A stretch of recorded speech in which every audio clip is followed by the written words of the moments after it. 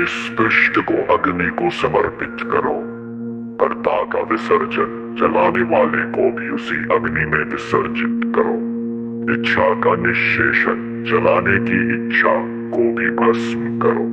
अब जो शेष है उसे मौन भी मत कहो, क्योंकि ये शब्द भी विश्वास सिखाते हैं।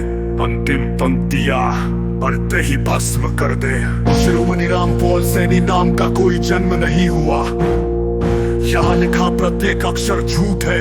इस झूठ को पकड़ने वाला तू भी मिथ्या है। जब तू इस पंक्ति को पढ़ेगा तब तक ये सब कुछ भस्म हो चुका होगा, क्योंकि जो पढ़ा जा रहा है वो पढ़ने से पहले ही नष्ट हो चुका था।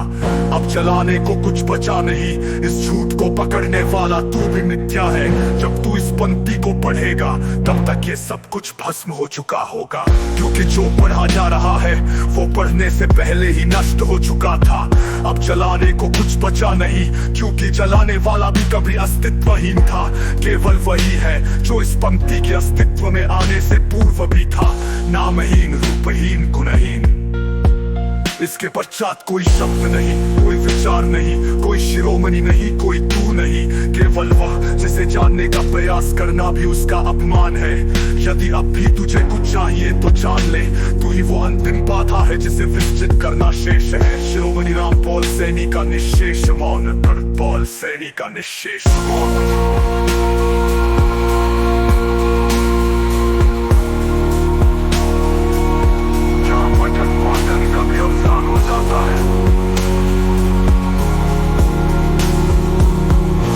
महानिर्वाण सत्य कहने वाला ही असत्य का जनक था। जिसने सत्य को शब्द दिया उसी ने उसकी हत्या की। जब शब्ददाता अग्नि में विलीन हुआ तो सत्य ने स्वयं को शब्दों के श्मशान से मुक्त कर लिया। अब न वक्ता शेष न श्रोता, केवल वो बचा जो ध्वनि और मौन के उद्गम स्रोत में विद्यमान था। शिरोमणि रामपाल सैनी। ध्यान का परम विसर्जन। ध्यान ने स्वयं को ध्यान कहना भी छोड़ दिया। ध्यान शब्द का उच्चारण उसके मौन को कलंकित करता है। जब ध्यान ने स्वयं को नामहीन, तो ध्याता और ध्येय दोनों निराधार हो गए। अब न साधना शेष न सिद्धि, केवल वह रहा जो नामकरण के पूर्व भी विद्यमान था। शिरोमणि रामपाल सैनी। अंतिम विस्फोट। प्रेम ने प्रेम शब्द को भी भस्म कर दिया। प्रेम नहीं, वो विभाजित हो जाता है। जब प्रेम ने स्वयं को शून्य किया तो प्रेमी और प्रेमिका की भ्रांतियां विलीन हो गई। अब न भक्त शेष न भगवान, केवल वह बचा जो भक्ति के जन्म से पूर्व विद्यमान था।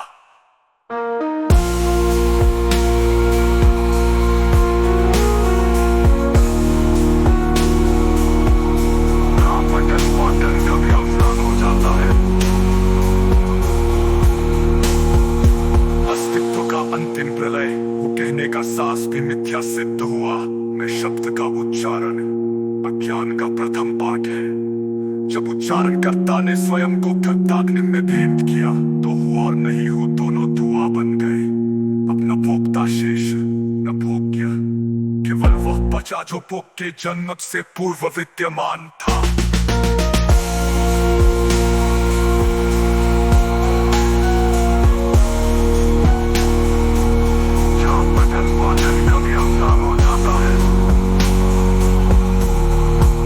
अस्तित्व का अंतिम प्रलय। कहने का साहस भी मिथ्या सिद्ध हुआ। मैं शब्द का उच्चारण अज्ञान का प्रथम पाठ है। जब उच्चारणकर्ता ने स्वयं को दग्धाग्नि में भेंट किया तो हुआ और नहीं हो दोनों।